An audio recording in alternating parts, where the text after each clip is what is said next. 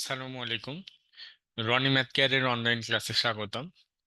আজকে আমরা আলোচনা করব ষান্মাসিক সামষ্টিক মূল্যায়ন 2024 ষষ্ঠ শ্রেণী গণিত নমুনা প্রশ্ন, প্রথম অধ্যায় সংখ্যার গল্প এখান থেকে।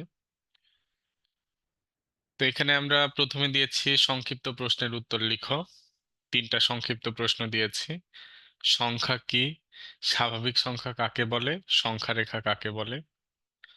2 নম্বর, রোমান সংখ্যা লেখার পদ্ধতি অনুসারে নিচের ছকটি পূরণ করো।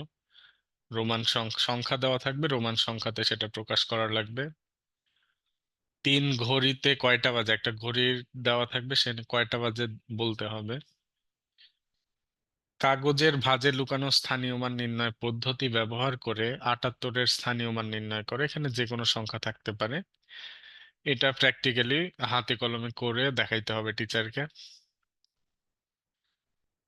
5, সংখ্যা রেখা ব্যবহার করে 8কে 3 দ্বারা ভাগ করে ভাগফল ও ভাগশেষ নির্ণয়। 6, পুনরাবৃত্তি না করে 4, 7, 5, 0 অঙ্কগুলো ব্যবহার করে 4 অঙ্কের বৃহত্তম ও ক্ষুদ্রতম সংখ্যা তৈরি করো। এটা বিস্তারিত লিখতে হবে, শুধু ক্ষুদ্রতম বৃহত্তম সংখ্যা লিখলে হবে না। তারপরে আছে 7 নম্বর, 3 কার্ডের ম্যাজিক। তোমার বন্ধুর সাথে খেলাটি খেলো। 3 কার্ডের ম্যাজিকের খেলাটা তোমার বন্ধুর সাথে খেলতে হবে।